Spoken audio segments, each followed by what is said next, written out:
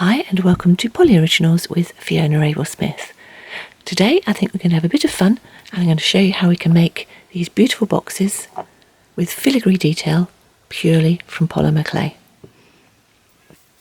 The idea for these boxes came about as a result of a wonderful friend giving me a very unusual Christmas present, and what she gave me was some forms. Now these are actually slump moulds used in pottery making, where you lay the slab of clay unbaked over your mould, wait for it to sort of harden off and then remove the mould and bake the form. And she thought I might have an idea of things I could do with these, and I've got this shape and I've got this shape and a couple of others as well. And of course I took one look at the hexagon, and you know where my mind went. I went bowls, particularly with all the hexagon slabs that I've been making recently. So here's a couple of the bowls I made, but I wanted to do something different on the underneath of them because I had the kaleidoscope for the top, but the bottoms were undone. So the idea I came up with was doing some filigree work. So I choose a colour that I like, so I've picked out the blue as the underneath colour and then some black on top, and then I used a texture on it to make it look a bit like metal, and then added a little bit of highlight when it was finished, and I had the underneath for my bowls. So for this one I've picked out the purple colour from the inside of that one and done the same on that. But when I was doing the bowls and when I'd finished them, I suddenly realised if you put the two together you could have the start of a very nice box. So that's how the whole idea came around. So from those I've gone to using a different mould, and we've ended up with a nice filigree box in polymer clay, and they are creating some beautiful little boxes which aren't actually that difficult, a little fiddly at times perhaps, but again you can make it as fiddly or not as you want. And when I go through the techniques we're doing, at every stage there is a chance to either go complicated or to make it easier and go simpler. So you just need to decide what you want to do. For instance, you don't need to add as much detail as this. You don't need to do a texture. You don't need to add the highlight to the texture. And all the rest is pretty simple and straightforward. And you don't even have to hand cut out this filigree bit if you want. You can just use cutters to make the marks and take the inserts out. And I'll show you how to do that as well as we move on. So, easier than it looks, but creates some lovely little pieces. As I mentioned, I am very lucky to have been given these slump moulds, and I have used both of these to make these boxes, and they're the ones I used first, and I'll show you those finished boxes at the end of the video. However, I was very aware that the majority of you will not have these and will not have access to them, so I needed to find something that was more easily available that you could use, that you might already have around the house. The other thing with these is that I've only got one of each, which makes the process a little long because I have to use a form to do the bottom and then the same form to do the top, which makes the process slightly longer. So if you have got something where you've got two of the same shape, that will really speed the process up for you. So I had a search round with things that I had to see what would be useful and what would work. I have got some of these stainless steel half spheres, and of course these would work quite well, both for the top and the bottom part of a box, but I felt they were quite deep and I wanted something that was shallower, give it a nicer overall look, because this would have actually come out really quite chunky. But they will work, so if you've got some of these you can use those. I had a hunt around my house and I've got these lovely little bowls, and I have got two of these, and I thought, well actually the shape and size of those would be quite nice to make a box, but they are quite big, so really I was looking for something slightly smaller. So I carried on hunting, and what I found were these. These are actually dipping dishes, so the little ones you put your little bits of like soy sauce or other little bits of sauce in when you're having your meals, and they generally come in sets of 4, 6 or 8. So I happen to have 8. Now these are about 2 3/4 inches across and about 1 inch or 2.5 centimetres deep, and I thought when you put one on top of the other they would actually make a really nice shaped box, particularly when we had a little bit of flourish on the top with a nice finial or handle on the very top. So that is what I've decided to use, and I've researched these, and you can get them very easily online from many online retailers, and obviously local shops will have them too, and they're not hugely expensive, so you should be able to afford to buy a set if you haven't already got some for not a huge outlay. And of course they will make wonderful dishes for doing other things in polymer clay as well, but put two together and they make perfect, beautiful sized boxes. So this is what I'm planning to use. And that's the first thing you need to do, is to find a form to use, and then we'll go through the equipment that we need to finish the rest of the project. The rest of the equipment is fairly straightforward for working with polymer clay, and a lot of these things, if you haven't got them around exactly the same as I have around the house, then you'll have something else which will work instead, I'm sure. I do use a polymer clay blade. I often refer to this as a tissue blade, but for what we're doing today, in actual fact, a little craft knife will work just as well. A small roller, just something to roll across. I use a 4mm cable needle, but again, you don't need one of these, just something along these lines, something where you can sort of manoeuvre clay to smooth over any cracks or joins. And also this can make quite a good sort of little useful pointy tool if you're adding some texture at some stage, and I'll come on to the texture in just a moment. Because I have the two forms, I actually use 2 small tiles, so I can bake both the top part of the box and the bottom part of the box at the same time, and I have a separate little tile which I bake the finial on. However, if you've only got one form, then you'll only need 1 tile to bake on, and you can put the finial on the same tile as well if you want to bake at the same time. It's just that if you have them, then having a couple of tiles is quite handy. Talking of tiles, I work on a large tile, and I will use biodegradable wet wipes to clean my hands and equipment as I go along, particularly when I'm using the liquid clay. If you don't have any of those or don't want to use those, then just some wet cloths will work just as well. I use liquid polymer clay in a couple of places, and I've just decanted some into a little pot which I find easier to use. And normally when I'm doing videos, I will say sometimes you can use PVA glue instead. I think for this technique actually the PVA glue would be a little bit too sticky and would stick the top layer which we cut away too much to the bottom layer, but certainly give it a try, and you can have a go and see if it works. And you can also do it without actually putting any liquid clay between the 2 layers, but the top clay tends to move around a little bit too much and doesn't stick enough to the bottom, so it just makes it slightly trickier. But if you don't have any liquid clay, those were your 2 alternatives, but of the 2 I would suggest using nothing rather than using PVA glue in this particular technique. When I'm baking, I use aluminium foil. This tents completely over the tile and the piece that I'm working on, not touching the clay, but just helps to protect the clay should your oven spike in heat and go up in heat whilst the clay is baking. We'll be using a little bit of cling film or plastic wrap at one point. You don't need a whole roll, just a small amount. And just to sand the bottom of the piece to get it nice and even, to get off any sharp edges, I just use a little bit of wet dry sanding paper, and this is 180 grit. But just any coarse grit will do, you don't need more than that for what we're doing today. I use a little bit of cornstarch or corn flour, which I've just got in a pot here, just as a releasing agent which I put around my form to make sure the clay doesn't stick too much to it. To do the filigree design, I've just got a piece of paper and then just a pencil, and you'll need some very small sharp scissors just to cut out your design once you've drawn it on, and I'll go into that when we get to that stage. I use a long needle just to hold the clay in place at one point, and a very fine needle, this is actually an acupuncture needle, just to prick the clay in a couple of places just to make sure I don't get air bubbles. I use a tiny piece of wax paper at one point just to put over the base of the clay so I'm not getting any fingerprints on it, and a couple of times when I'm working I just use this little sheet of baking parchment just so I can cut out on it quite easily without having to put the clay down onto the tile where it might stick more easily. Again, anything like this, greaseproof paper, wax paper, tracing paper, anything just to put your clay on just for a little while, just whilst we're cutting out shapes. Moving on to shapes, I'm going to be doing a square box today. I'll also show you that I've done a hexagonal box. I'll show you that at the very end as well. So it's handy to have some cutouts or some shaping forms that you can use to give yourself nice even shapes. Obviously, if you've got cutters, use those. I've got some in the squares and some in the hexagons. These are the staggered stencil shapes from Polymer Clay UK tools. And I use these quite a lot in all of my polymer clay techniques now. If you don't have any of these, then get some freely downloadable shapes from the internet, either in squares or in hexagons, and just take out some sizes and just put them into card and cut them out, because this is only for a rough idea and to give you a little template to use as we go along. When we're creating our filigree elements, you'll need just a couple of cocktail sticks.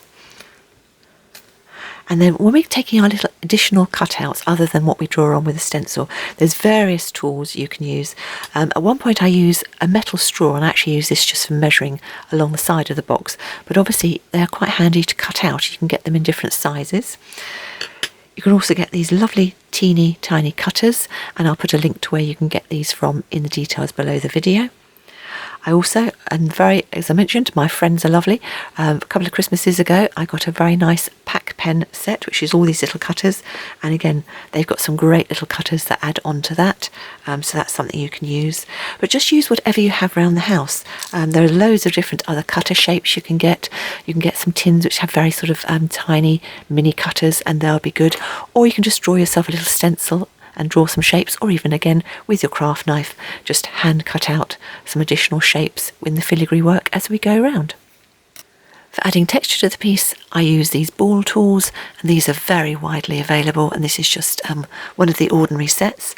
And if you happen to get a set where it comes in multicoloured, it's the blue one that I was working on today. And they often have two different sizes at either end, so as you can see there, it's quite a small ball tool, and it just gives a nice texture. However, there are loads of other ways you can put texture to your piece. You can get texture sheets, and there are hundreds on the market out there. You could use a little bit of coarse grained sandpaper to texture over to give you a texture, and of course you don't have to texture it at all. You could leave it completely untextured and just have the flat clay. Completely up to you how you finish it off. When I finish mine, I like to use some Gilder's paste. This is one of the makes, Goldfinger, which is a good make. You can get some generic makes which actually work just as well. I like the tubes because they tend to last for many, many years because you can seal it tightly, whereas the flat tins tend to go hard after a while. You can also, if you don't have any of this and want to add something, you can use mica powders. You could also use some acrylic paint once the piece has been baked, and again just get a small amount on your finger and just rub it over the texture just to highlight the texture that you have put in. And if you do put something on like the Gilder's paste, then you will of course need to seal it, and because I'm using Fimo polymer clay, I will use the Fimo varnish, in which case I'll need a paintbrush to add that on. And if you're using a different type of clay or polymer clay, then use their recommended varnishes. Other than that, I will use a pasta machine dedicated to polymer clay use. My pasta machine has 9 settings. Setting 0 is thick and 9 is thin. If you do not have a pasta machine, simply stack equal layers of playing cards either side of your clay, roll over the top, and you can get a nice even sheet of clay. And I'll put the details of how many cards equate to the polymer clay settings that I use in the details below the video. Well, I think that's all the equipment we need. As I say, although it seemed quite a lot, most of the stuff is just easily available and things you'll have around the house. The most important thing to get is the form, and once you've got the form and your clay, you'll be away. So let's start with the clay that I'm planning to use today. The clay I'm using today is Fimo Soft, but all well-known and recognised brands of polymer clay will work well with this technique. I've already learnt from experience that to cover the bowls that I'm using to make this box in quite a thick layer of clay, so I'm going to use setting number 2 on my pasta machine for these ones. So 2 is quite a thick setting on the pasta machine, and I know that I actually need this amount, and this is the underneath colour that I'm going to use. And whatever colour you're using as the underneath, you need twice as much as the thin layer that we put on top. So I'm going to have this pink, which is actually raspberry pink, as my underneath colour showing through, and then black as the bit we're going to have on the top with all the decorative detail. So the first thing I'm going to do is condition my clay, and I'm going to condition it in that amount because I know I want half to cover the top and half to cover the bottom. So I'll get that conditioned using my pasta machine. If you're unsure on how to condition or why we condition polymer clay, then I do have a video with a few tips and techniques, and I'll put a link to that in the description below this one. I will put this through on setting number 3 of my pasta machine when I'm conditioning, because I find that a nice sort of medium amount to condition, and this clay is brand new, so it's nice and soft, so it should condition easily. And then, as I say, once I've done that, I'll put it through on setting number 2, and I want a sheet that's long enough or big enough to go right over the top, both the top and down the sides of these little dishes. So I'll get that conditioned and bring you back when we've got to that stage.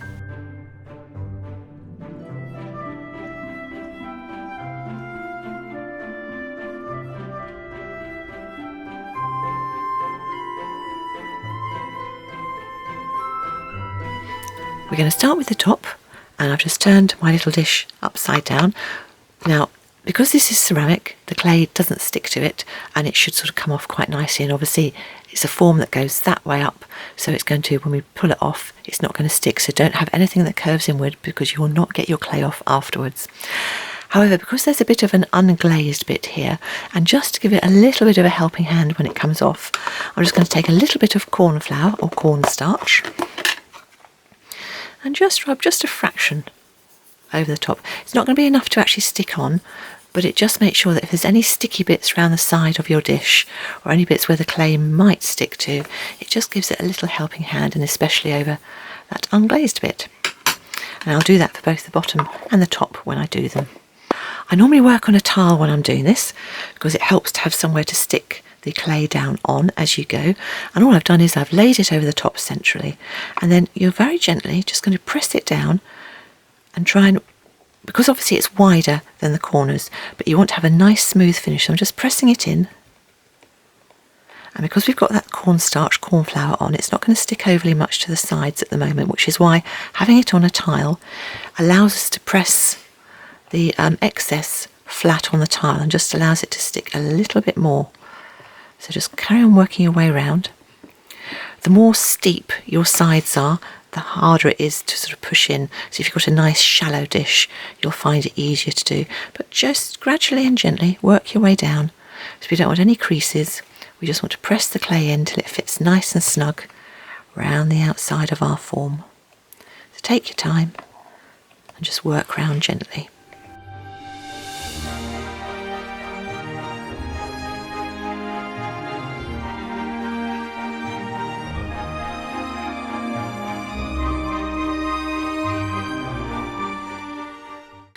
Okay, when you've got it nice down, you'll notice I didn't put too much pressure on the top because I know that there's a gap where it goes in, where I've got that raised area where I've got the unglazed bit. So I actually want to keep it sort of flat and not press it in, but of course you can if you want to. It's up to you at this stage.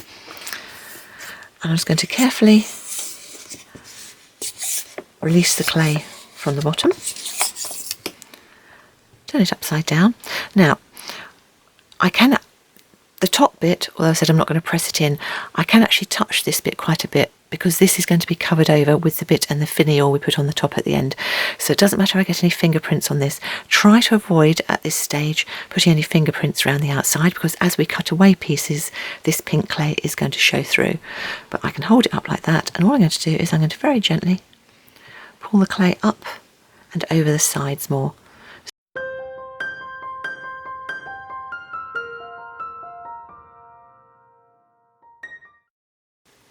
You might find, like here, a couple of places because it's thick, it just pulls away naturally. That's absolutely fine.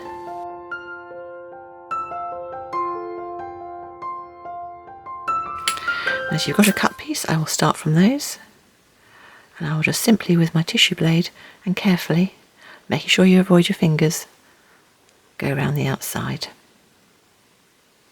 Don't try and get it precise the first time around, we're just cutting away the excess.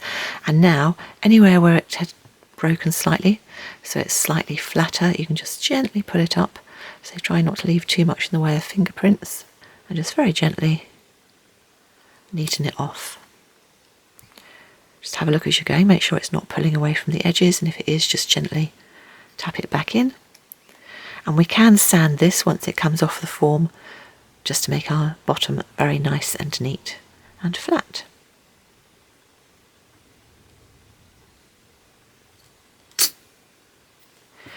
And when you're happy with it, take away all the excess clay,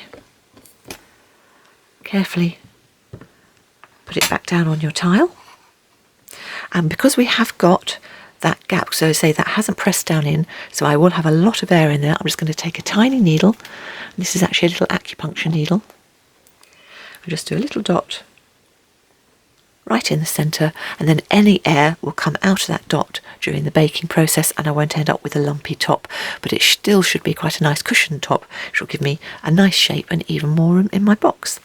So I will completely cover that tile with an aluminium foil, with the foil not touching the clay, and bake according to the manufacturer's instructions for the brand of clay that I am using. So I'm going to take my leftover clay with the other clay that I conditioned, and again put it back in setting number 2 to give myself a nice wide square of polymer clay.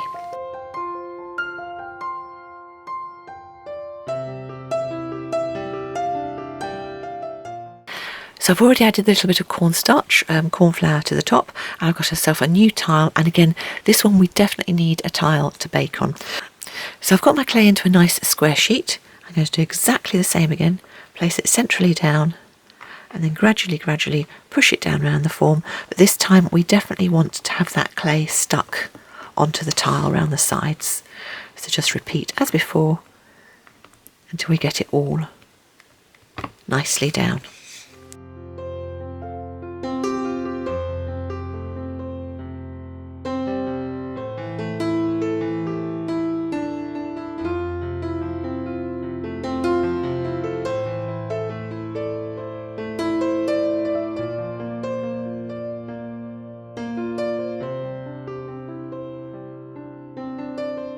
Okay, so I've got my form covered and I've pressed my clay nice and flat down, and now we need something to measure to make a rim around the outside, because we're going to cut the clay so it's wider than the bottom of the box, because that gives a little lip on the bottom that the lid then sits into from the top.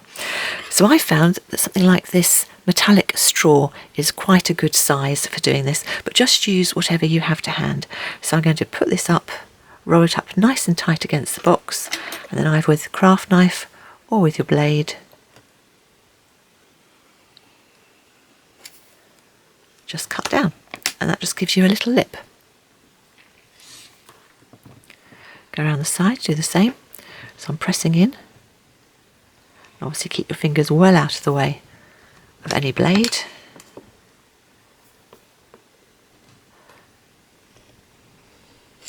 And this will give me just enough of a lip. If you want to go wider, then go wider. It's completely up to you what size you want to do, and just use whatever you have to hand, as I say, just to measure so that you get the same size all the way around. And I'm just going to literally take off just a tiny bit from each of the corners. Okay, and there's that one now also ready to bake. But of course we still need to put the hole in, because we've got the same thing there. We had the gap on the top. There's a hole in the bottom, and I also normally just at the bottom here put 2 or 3 holes, just so that there's a little bit of extra to let any air escaping, because we don't want any bubbles in the side of this either, and at the bottom here is where most of the air is likely to be. So having got those done, our 2 pieces are ready to bake.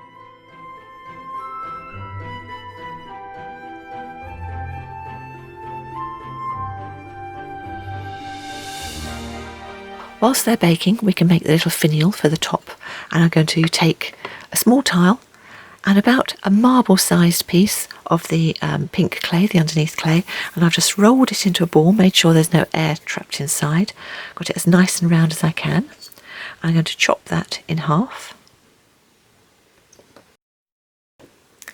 And what we're looking for is a nice round shape.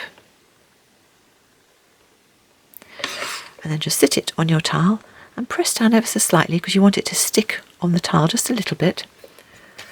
And then with the cable needle right down the middle, and have a check to make sure it is the middle. Turn it all the way around, slightly over that way. So when you've got it centred, press down and twist round, so we end up with quite a large hole that's going to go more or less down to the bottom, but nicely centred. Now we're going to take a little bit of our black clay. Again, probably about the same, a small marble sized. Again, roll it together. And this time we're going to roll it and make a point at one end, just to make it in sort of more like a cone shape. Don't necessarily want it too tall. So you, having got it started, you can finish it with your fingers.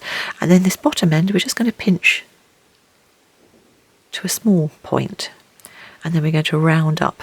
So take your time, because you want to make this as nice and neat as you want, but it's a very simple shape, but it looks effective on the finished piece. So again, just roll it, Work it with your fingers. Don't worry about fingerprints because we're about to texture this.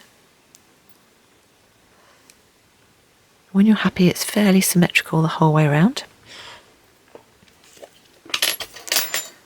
take a little dab of your liquid clay and then put the point into the pink and just press slightly down till it almost meets, but not quite. Check how it looks and then make sure it's upright and have a look all the way around. Check that it's nice and upright. Now at this point we need to put some texture on if you're doing texture. If you're not doing texture, then obviously just make sure there's no fingerprints on it and you can bake it at this point. However, to texture something when it's unbaked like this can be quite difficult. So if you take something like a needle, and this is one of the beading needles, and I'll put places where you can get hold of this in the links below, and just twist it slightly into the top part of the finial. Then you've got something that you can hold on to steady it whilst you're doing the texture.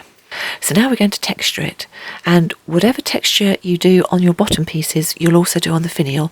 So as I mentioned, I'm going to use this ball tool, which is quite a small one but just gives a nice effect which we can then put a little bit of highlight on once the piece is finished baking. And all I'm doing, and I'll show you actually on a piece of scrap clay because it's sort of quite difficult to see on something like this, all I'm doing is literally pressing down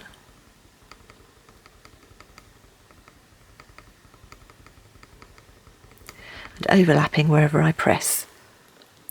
So you end up with a texture, sort of something like that. And this is great if you've got fingerprints on things because of course it just goes straight over any of the fingerprints. So all I'm going to do is, starting with the bottom, just very gently do exactly that. Go all the way around with my ball tool, pressing in and creating a texture.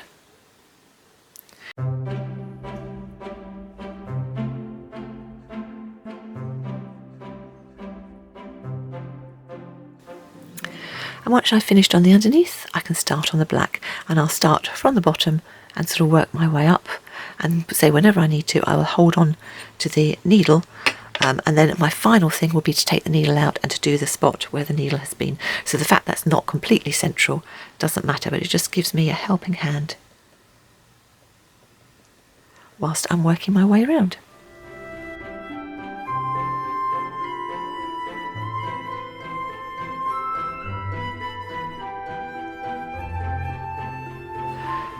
So there it is finished, and all we're going to do now is to pop that in and bake it as well. And what I quite often do with this is just actually put a little bowl or something over the top of it, but again if you haven't got that, just a piece of foil, but nothing that's going to touch it, and it should bake and remain upright, and then it's ready to put on the top of our piece when we've got the top piece decorated. So while the underneath clay is baking, let's make our template to start cutting our pattern in once the clay has finished baking.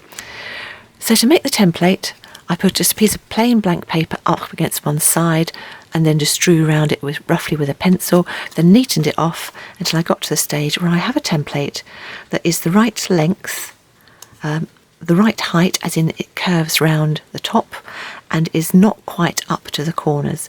Now of course the bit we're going to put the pattern into will be slightly bigger than this because the clay on top of this is slightly larger, but that's fine because from experience I've learnt you actually want a bit of clay down these sides because that's where you put some of the additional bits, and if you make this too big then it gets very difficult to position this accurately so the pieces don't get too close to each other as they cut in, and that will make more sense as we go further on. So having got your piece of paper, fold it in half and just draw some designs.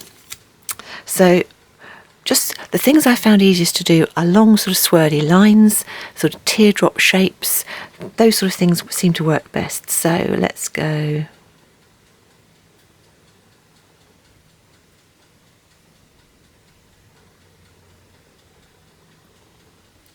something like that. Let's have a little teardrop in that corner. Little teardrop coming around there. We'll have a squiggly line going along there, and let's just have something like that at the corner. And then with a very small pair of scissors, and holding it nice and firmly closed, just cut out your pattern.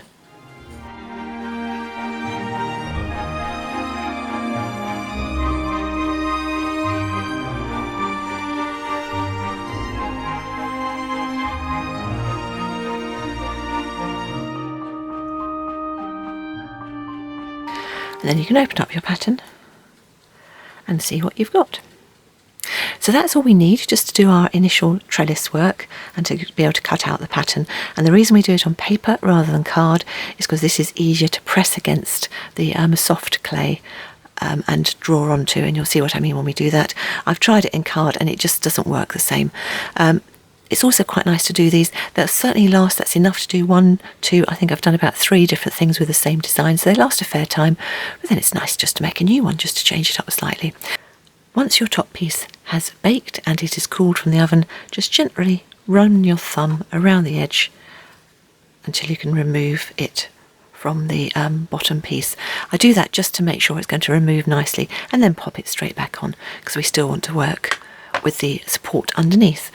And if you do ever have any problem releasing it, then just run it under a tap when you're releasing it, and again the water going down in between the two can sometimes help. So from this point again we are going to work on a tile because we're going to use some excess clay to position this nicely on the tile so it stays flat whilst we're working on it. And I've conditioned 3/4 of my black clay and put it through on the setting number 3, which is the setting I condition it on, and I've made sure it's big enough that it will fit across that way to that way, and then I'll put it through the pasta machine that way on a thin setting. So I'm on my pasta machine at setting number 7, and that will give me a piece which I know is going to be big enough to cover right over the top of this. But before I do that, I'm going to cover this in a thin layer of liquid clay, just enough to make it tacky, not slippy, but it does help the clay stick to the underneath layer whilst we're slicing through and cutting away.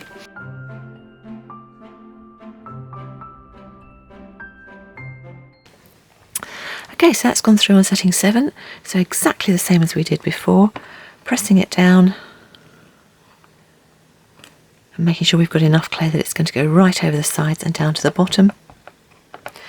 And again, manoeuvring it carefully so we've got no folds, but just pressing it gently in so it fits nicely over the top. And as we did with the bottom of the box, I'm going to press some of this black clay right down flat at the edges as well.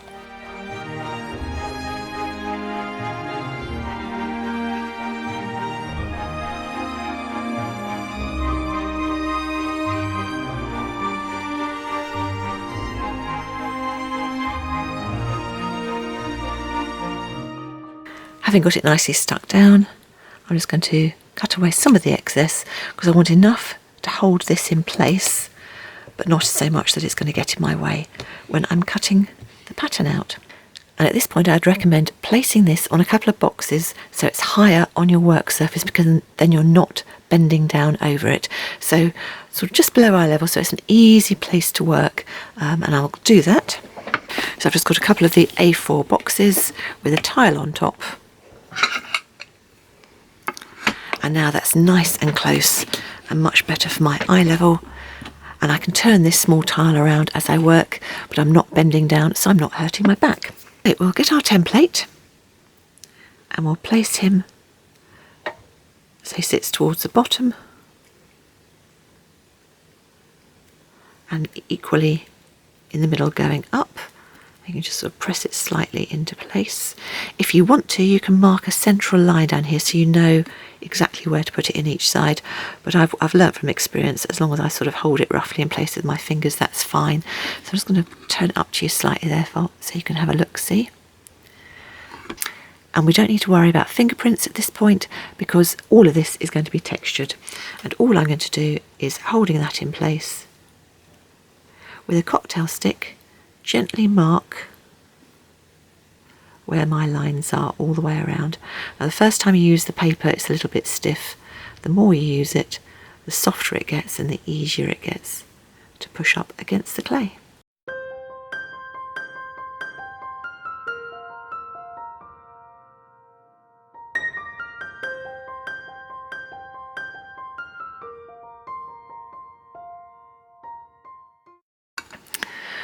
So you can hopefully see there, let me do it, so it's just a very roughly marked out line.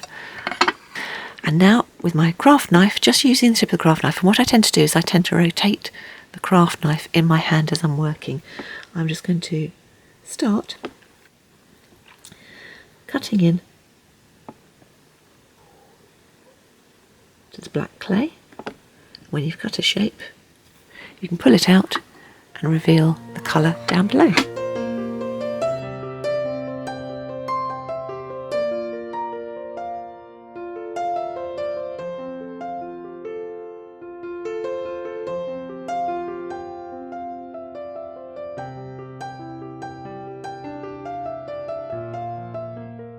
And most of the time it just pulls straight out. Just flick it out with your craft knife.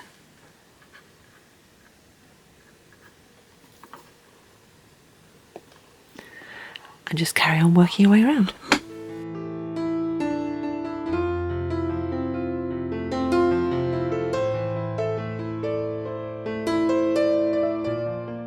Until you've got the pattern going all the way around. And what you'll find, particularly when you're using the black clay, is it leaves this residual when you pull the black clay off. So get your cable needle, wrap it into a little bit of wet wipe or a wet tissue, and just go back in and just take away the excess of any black that's in the way. You won't get all of it off, but you'll get enough off that it won't notice in the finished piece. When you've done one side, turn it round, take your template and start on the next side and do exactly the same again.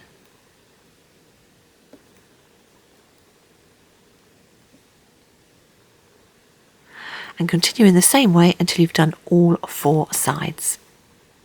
Here are all 4 sides cut out. They've been cleaned off as best I can. Now, they are not neat, they are not even, they're not exactly the same, but they are roughly the same. So what I would say is don't panic too much about this. The other thing is, those of you who are very observant may notice that this looks slightly different from the one you saw a few moments ago, and that's because when I was cutting through the second side, I went completely wrong. It went way, way down too far, but only realised when I was cutting the last little bit out. So what I did is I pulled all of the black clay off, cleaned off the pink underneath, put the black back through the pasta machine and started again. So don't worry about it, and so don't think overly much about it. We're also going to have fun in a minute by putting all the extra patterns in, and that in particular is why I've left quite a large bit unpatterned down these side bits, because that's where you can really add detail. And it's adding these extra bits in as well that takes away from any ununiformity that you have going around the side. So I say really don't over worry about this. A couple of other things just quickly. If when you were drawing out you drew something wrongly, just with your cable needle, just smooth over. I've got a little bubble there, so I'm just going to put a craft knife in there to smooth over that. And if when you actually cut a piece out you realise you've cut it out wrongly, just pop it back in. And again, re-smooth over. It's a bit different with me doing what I did, because I'd taken all the bits out and chucked them away, squished them all up, so I couldn't really put them back in, which is why I had to redo the whole thing. But I say, don't worry about it, don't overthink it, because whatever you do, you can remedy and put back again. So we're at the stage now where we can start getting out all our lovely cutters and all our straws and all that sort of thing. So whatever you have to hand which will make a mark or a hole in the clay, now's the time to get it out and start having fun. Let's start by adding some additional detail into the areas down the side. Now normally when I'm doing this I will do one mark and do the same on all 4 sides, but rather than do that for you at the moment, I'm going to do it just on this one side facing us, and then I'll repeat afterwards. The reason I do it one at a time as I go around is because it's very easy if you've done an awful lot of marks to then forget what you're doing as you're going around. So we'll start on this one corner here. So I'm going to start by using a relatively small, just straight round cutter. Cut round. Now it doesn't always pull out, but if it does pull out, I'm just going to put him down on there, and with a smaller cutter just take a cut out of that, pop him out with a cocktail stick, and then that bit is going to sit back in the middle. I'll just do it again on the other side, because what normally happens is that the top bit stays in place. So I'm just going to replicate here. So in the middle, twist round. So there we go, it stayed in place this time. So now I can do the middle one right in the middle. And if they stay in place, then just with my cocktail stick, I will persuade the outer circle to come out. So that's one mark that I do quite often. Another one I do is with a little heart shape. So we've probably got room in here for a heart shape. Now I know this is supposed to be attached to the rest of the pack pen, but I find when I'm doing things like this it's easier just to do it, and particularly as I'm on a corner, so I'm going to be rolling from side to side, it does tend to stay in place. And then I'll just hook that out with the cocktail stick. And then below it, but attaching, I'll do a little circle.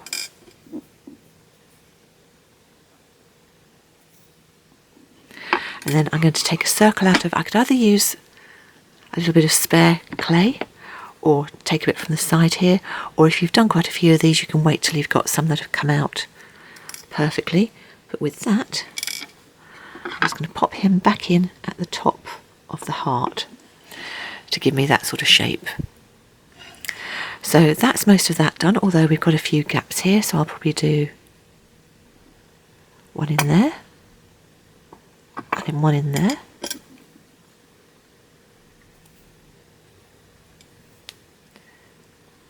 So now I've got one of those, I might put him on there to keep him spare.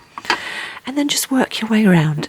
So what I might do, going towards the top, actually probably here just above that circle, I'm going to do a repetition of that going towards the top, and then I'll probably do one right in the middle above that, which will mean of course I need to do one on that side, and then go back in as I did before.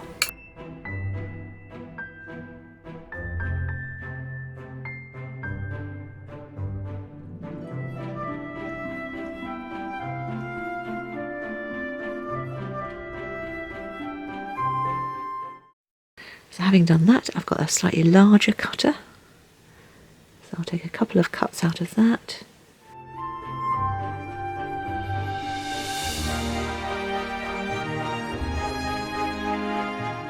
I've got a smaller cutter again, so I might do one there, one there, so that's one there and one there. So this is what I mean about sort of doing them all at the same time, so you don't lose track of where you're putting all your little additional cutouts. But they all just build up and add something to what you're doing. So having worked towards the top, and obviously I know I haven't done this side yet, but I will do the repetition for that when it's done. So I'll go back in, and I'll probably do, actually let's do a little heart, a little so I'm going to do a little teardrop. Now that one is actually on the pack pen, so I will leave it in place. Actually, let's do two. No, I'm going to do one. Do one going that way. So I'll do the same on that side. And then with the small cutter, add one in there. And one in there.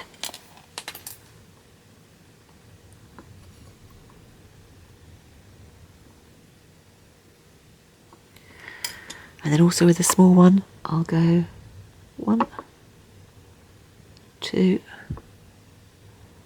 3, 4.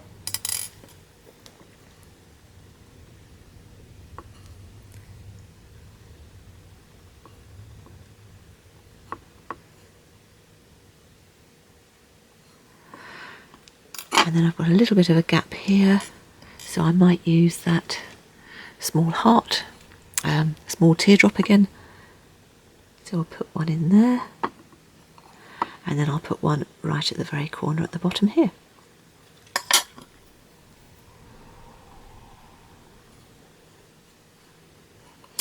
Okay, so I'll quickly go and just get this pattern here repeated on this side so I can show you the one face finished.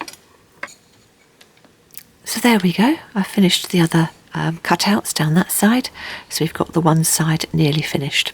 So what I need to know is I need to repeat that around the other sides, but so when you're doing it yourself, do a mark and then go around all 4 sides first, because what you will find is, as I've found here, I put this one and this one in, but actually there's not as much room on this side, and you want to check when you're going round before you put the mark in that you have got space on all 4 sides to take the cutout out of it. And don't go too high up towards the top, because we're going to be adding some additional detail on here before we put the finial on the top. Okay, I will get the other 3 sides done and I'll bring you back when we've got all those finished. So there we have all 4 sides, all with those cutouts done to give that lovely decoration. Before I go any further, I want to add some detail on the top. So I've looked at my templates and can see that that one's a tad too big, but the next size down obviously it would be too small. So I've also had a look at the cutters I've got. So that one actually is probably about spot on for the size, and then I could do that one, and then I've got a small one, but I've only got 3 cutters and I want to do 4 sizes of clay. So I want to have a pink, then a black, then a pink, and then a black layer, and then the filial will sit right on the very top of all of them. So I'm going to start with my pink layer, so I'll do that simply with the cutter, and I've put the clay through setting 3, so medium setting on my pasta machine.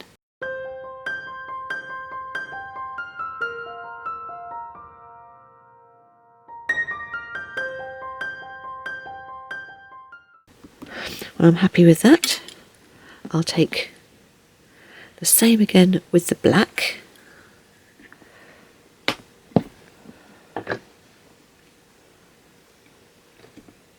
But this time, I'm just going to shave a tiny little bit off each side.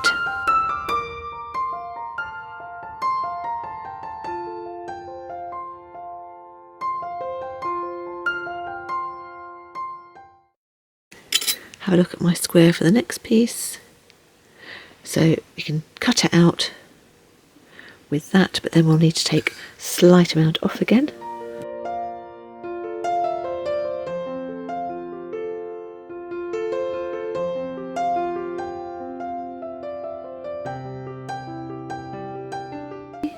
And then for the black one, for the last bit, let's just take one of these.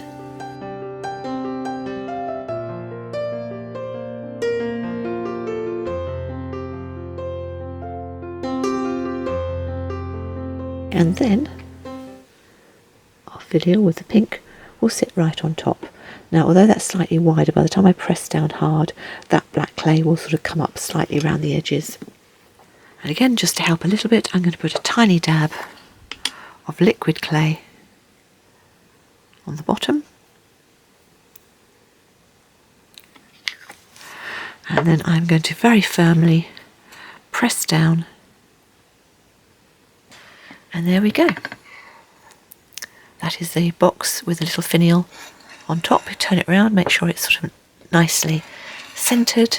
We can start texturing, and all I'm going to do with the texturing is starting at the top with the black, going down to the pink, the black and the pink, and then all the way down. I tend to do one side at a time, and what I do when I'm going around the edges is I will do the edges first. So I will go all the way around the edges, just pressing in, giving a bit of a texture.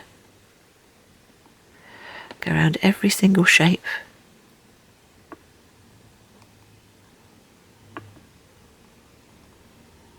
And then once I've been around every shape and got all the edges done, you can go back and infill and add texture. Now obviously, see, whatever texture tool you're doing, do the same. It doesn't have to be one of these ball tools, it can be whatever you like to add texture, or you can leave it without if you'd rather. And then I'll go up and I'll texture all the way up these levels.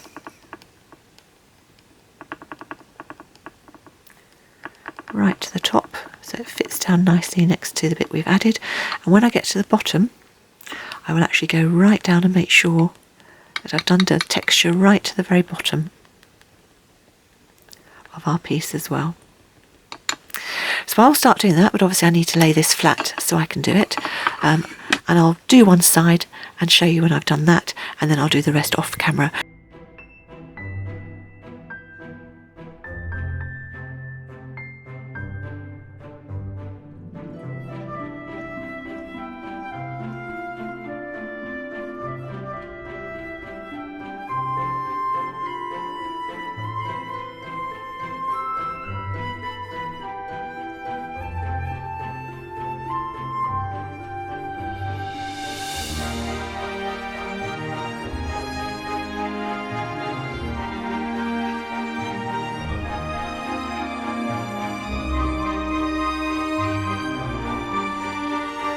So there we are, there's one side completely textured, and what you will find is that generally, well I do anyway, that the circles and the shapes I've put in can become slightly distorted. So with the smaller end of my ball tool, I will simply go back in and push the clay out to get the shapes back for the teardrops and the rounds and whatever other shapes I've been doing. And it gives you a chance to tidy up as well and take away some of the dark clay if it's got in the way again. Like here, if you've got a circle that's sort of got a little bit impacted, you can go and take it away, even go back in with your craft knife if you want. Get a bit of extra pink showing through. So just take your time with each of the sides, making sure it looks nice and pristine before you move on and go on to the next side. So I'll get all 4 sides done, and then I'll show you what we do at the very bottom bit. When all 4 sides have been textured and finished, I would recommend going back and checking, because even though you think you've textured every bit, without fail I've always missed at least one bit, and that's with doing this texture. Obviously if you're using just a texture sheet, so just tapping gently over it, then it won't be quite so bad because you're more likely to have got it. And I've made sure I've gone right down to the base on all the sides as well. So the next thing to do is to lever this off gently, and I will use the blade to do that. Could do it with a craft knife, but it's easier if you've got the longer, thinner blade. And I'm going to take that bit off just a minute, so I've got somewhere to hold it right on the top. So I'm not going to move all of that texture I've done. And as before, I'm just going to pull away these bits just up round the side so that I can gently just take off the excess.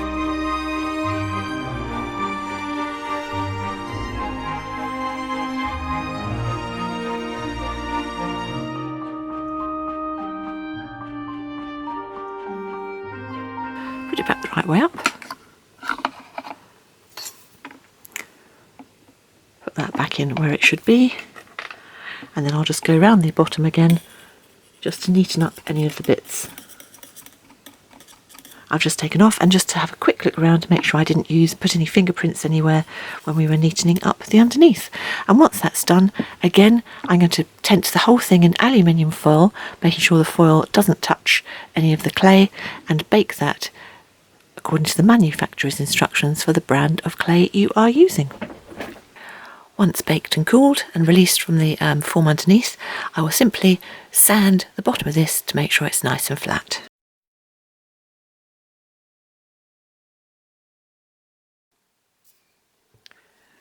Wipe off any excess, and then your top is ready to go. And all we need to do now is sort out the bottom of the box. So we start the bottom of the box in exactly the same way. So I've put some liquid clay all the way around, including all along the edges here. And I've made sure already that it did pop out of the form, but put the form back on so that when it bakes, it's still supported. I've put the remainder of the black clay through that setting number 7 on my pasta machine, and as before, drape it over the top and then push it all the way down, and I'm going to push it down so that it actually fits again right in along these edges where I've put the liquid clay.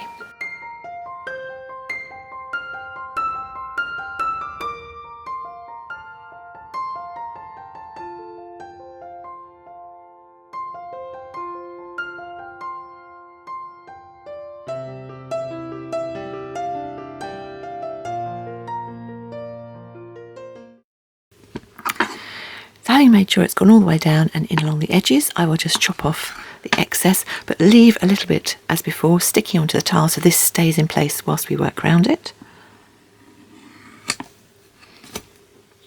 And then we simply repeat what we did before. So I will put the template on. This time I'll go more down towards the bottom than towards the top. So I'll keep the pattern more off this top because this is where we're going to actually add the base layer that the box is going to sit on. And also we'll have a little bit extra to play off on with the corners here as well. So I will get going on that. The first thing I'll do is I'll cut all the pieces out and bring you back when that's done.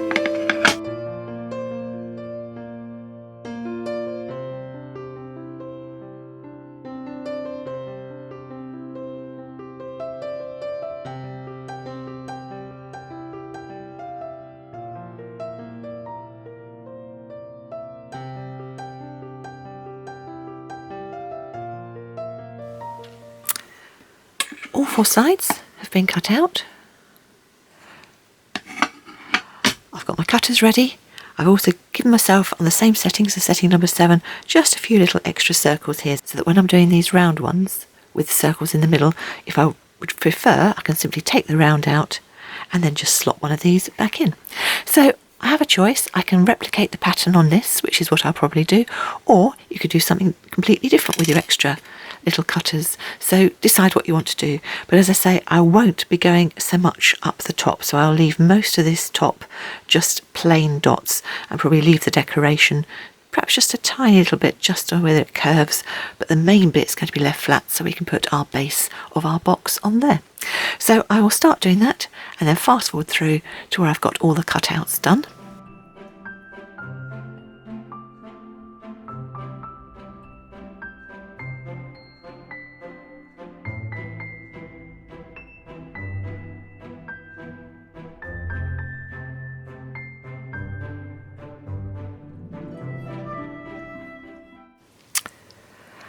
I finished taking all the extra bits, so I did slightly different around the corner here, so I did an extra one of the circles.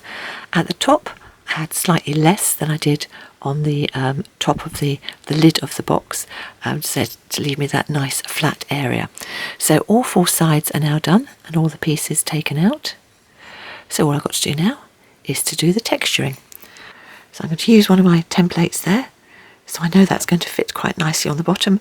So all I've got to do is just texture up to about this point all the way around. So I'll get all 4 sides done, and when I texture I'm also going to texture right up onto this bottom lip as well, so that's textured the whole way around. Exactly the same as before, just tiny little indents with the ball tool, or use whatever texture tool you're using, and then all the way around the edges of the cutouts, all the way in between, and then as the last thing, just to tidy them up, go back with a small piece and go back in to tidy up the shapes. So I'll get all 4 sides of those done exactly the same way as we did for the top or the lid of the box, and I'll bring you back when I've got that bit done. So texture is all finished all the way around all the sides. So what we need to do now is to neaten off the bottom before we put the final base onto our piece. Just gently run your craft knife or your blade underneath the whole piece to lift it off. And then I'm touching just on the top where I haven't textured. Pull that up ever so slightly.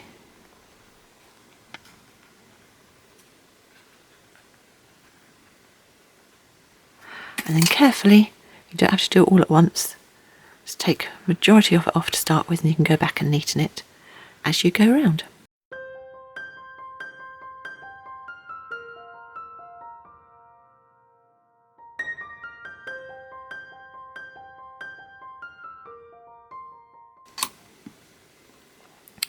Just check you have textured all the way around the sides, and then it can go back over its form and back onto the tile, but I'll just clean that off quickly first. And now it's ready for the final bit, just for the very base. Now, as I showed earlier, I'm going to use this one for the base, mainly because it's got the little square cut out of it already, so I know I can get exactly the right size and have it nice and central. I could, of course, carry on using the cutters I used for the top, so just use again whatever you have to hand. So I want 2 layers again, so the bottom layer is going to be a little bit of pink, so I will do that the exact size of this square. The layer above it's going to be black, and for that I will just shave a tiny fraction off so that we can see the pink underneath when I lay the black on top. The layer of pink will be relatively thick for setting number 2 on my pasta machine, but the black will be thicker still, and that's gone my thickest setting, which on my machine is setting 0. So I will cut those out, show you what I'm doing, and lay those on top.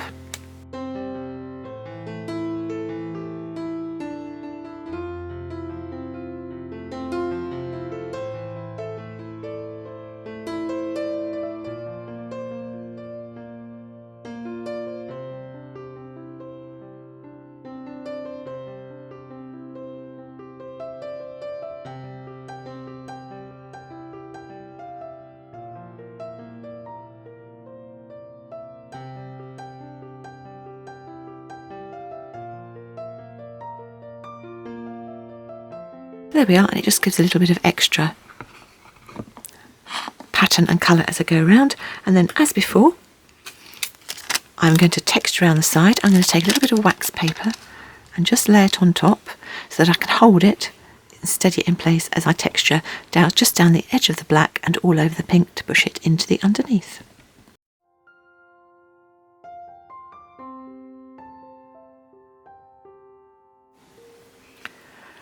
And last but not least, just roll over the bottom, just make sure that where the box is going to stand is nice and flat. And then our piece is ready to bake. As before, tent in aluminium foil to protect it should the oven spike during baking, and bake according to the manufacturer's instructions for the brand of clay you are using. Both parts have been baked and they're cooled, and I've just removed the moulds from the inside, and for the first time we can get to see the pot put together, and we can put the lid on top of the bottom, and we'll see got that little bit of a gap around the outside. So now's the time to decide what we're going to do, just to create a little bit of a lip so we can have the lid sitting nicely on the bottom part of our box. Most of the time I will put the outside colour, so the black, and just put a lip of the black, but you could of course, if you wanted to, put an extra lip of the colour of the pink to show up, or whatever colour you're using. So just decide at this stage what you want to do. The first thing we're going to do is to put the lid inside some cling film or plastic wrap.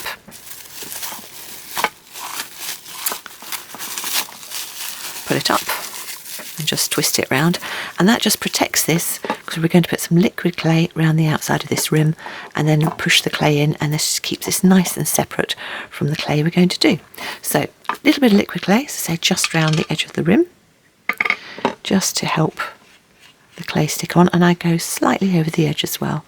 I've pushed together all the remaining black clay and put it through setting number 2 of my pasta machine, so fairly thick but not overly so. And then I already know roughly what sort of size lip I've got, so I'm going to do wider than that. So I'll take off the messy bits from the side.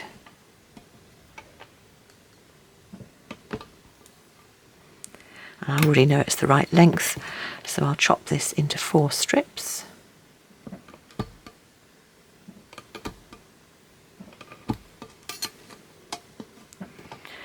And then with the lid on top, so I can see roughly where I'm going, I'm just going to put a strip down the side and put a strip down the opposite side, because if you only work on one side at a time, the tendency is to push the lid over. So having got the 2 in place, I'm going to press down fairly hard, because we are going to texture these.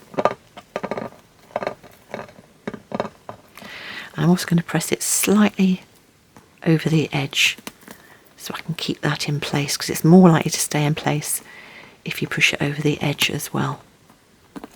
Okay, repeat on the other side.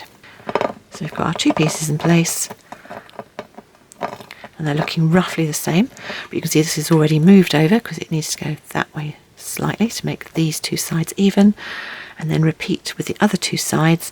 And with these I'm only pressing down in the middle, so we want to cut these corners off in a moment, but put that side down first and this side down, and then as before just press gently over the sides.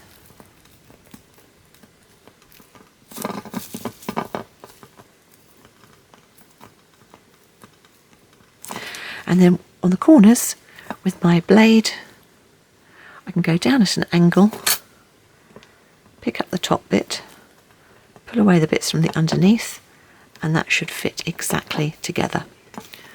And then we can get our ball tool and push it round and smooth over any joins, because we're going to texture this in a minute. Press down with my finger and then repeat on the other 3 corners, and then you can go around and sort of press further down the side to make sure we've got all of our sides on nicely.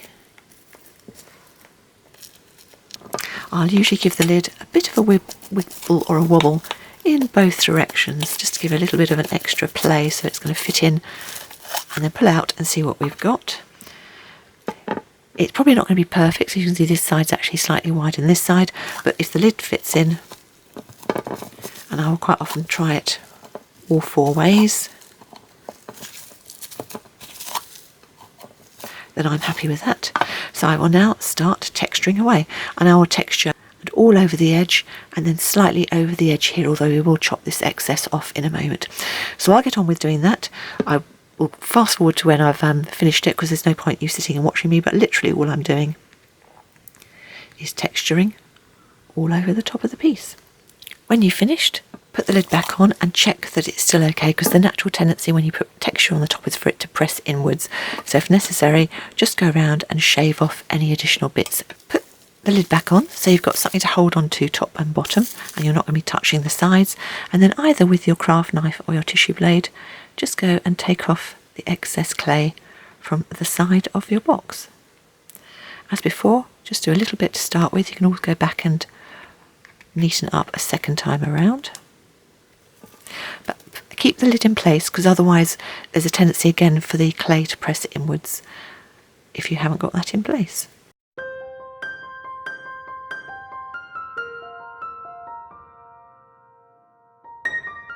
And then I say, oh, second time I'll go back in and I'll just neaten it off, take a bit more off, and then once each side's neat and I've got it all off, I will just go and texture the cut edge, and I'll do that round all 4 sides. And once that's all done and I've done all the texture the whole way around, because I did do the separate colour, the different colour, the black on top of the pink, if I want to, I could just add a couple of little details and pull out a couple of inserts round the corners.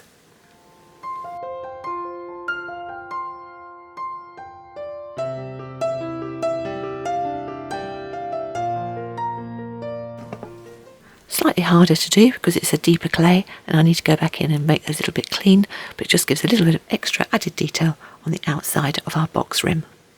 With the final detail done, that's all ready now to bake. As before, I will bake it with the form back inside. However, this might well now be higher than the form, so because I've got 2, I will sit 2 inside and then sit it on my tile like that, again wrapped in aluminium foil to protect it should the oven spike during baking. If you haven't got 2 dishes, then just sit something else underneath, something even something like a little metal ring, just to raise it up enough so that you're not going to get those bottom edges done. And that should be the last baking we need to do for our box. The box is finished, both parts baked, and it just sits nicely inside the lid to create our box with a lid. So the last decision you need to make is whether you want to add any finishing touches to this. I'm going to use some of the Gilder's paste in a silver colour. I'm just going to put a little bit on my finger and just rub it just over the black, trying to avoid the large areas of pink, and then I'll go up the detail both on the top and the bottom and around the edges. Up to you whether you do that or not. If you don't have any of this, then some acrylic paints would work, and again, almost dry brushing techniques, a little bit on your finger or some other thing that's just going to brush over the top just to pick up any texture you've put on. And if you do put anything like the Gilder's paste on, then you would need to seal it, so I'll be using some of the Fimo varnish, just one layer just over the whole of the box when I finished it, to seal it in. So starting with underneath, take just a little bit on my finger, not too much, and then, as I say, just very gently rub over the texture, avoiding the raised pink bits, and then I'll go up over the edge of the bottom, and I will do that over the whole thing and bring you back when I've got it finished and when I've added a layer of the varnish. And here is the finished box. So I've added the Gilder's paste all over, just a small amount, just to add a little bit of extra something, make it look almost like beaten metal around the outside. And I've added just a single coat of varnish. So it just creates a lovely little box which you can use for all sorts of trinkets and things, with a beautiful filigree finish, but made quite simply using a single mould and 2 colours of polymer clay.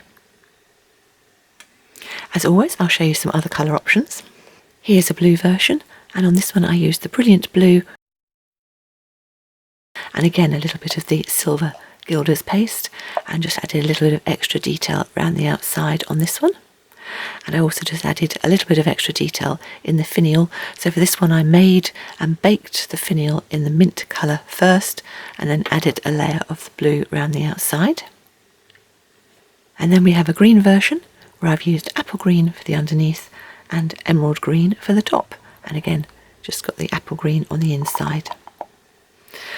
Silver Gilder's paste and the finial this time done exactly the same way as we've done in today's tutorial. And on this one, at the very top bit, I just added a little bit of cutout detail on the corners as I went up. And as I said, I would show you the ones made with the slump moulds. So that was the hexagon mould, and that makes a box like this, with all the detailed filigree work, and the lid just sits inside, and we've got the red underneath. And this one had a larger lip, so I did quite a lot of decorative detail around the lip of that one. And with this one we've got the red underneath, the black on top, and then I used some gold Gilder's paste and added a bit more detail onto the finial of the lid of that one as well. And then with the square mould I've made this one, and again just an ordinary square box, but using the mould for the top and the bottom, just the squares on the top as before, again a little bit of extra detail on the top mould and the black on the inside. And the lid on this one actually fits quite nice and snugly down. And for this one it was black on the inside, red on the top, so you can use the darker colour inside if you would rather than just using the lighter colour. And I did a little bit of copper just on the outside, just picking up some of that texture on the outside of the box. So there we go, a range of boxes in different shapes, lots of things you can do. Oh, and on this one I actually used the contrasting colour rather than having the red with details cut out, because when I was putting it together I just thought it looked nice having the contrast on the edge of that one rather than making it red as well. Well, that's it. That's the finished tutorial. And here we have a selection of some beautiful boxes with filigree detail made completely from polymer clay. I hope you enjoyed that. As always, thank you so much for watching, and a special thank you to those of you who subscribe. I really do appreciate it. I think I'm off to experiment and have a bit more fun and make a few more boxes, and I'd love to see some photos of what you make as well, so don't forget to tag me if you post them online. Hopefully I'll see you next time, but that's it for now. Bye.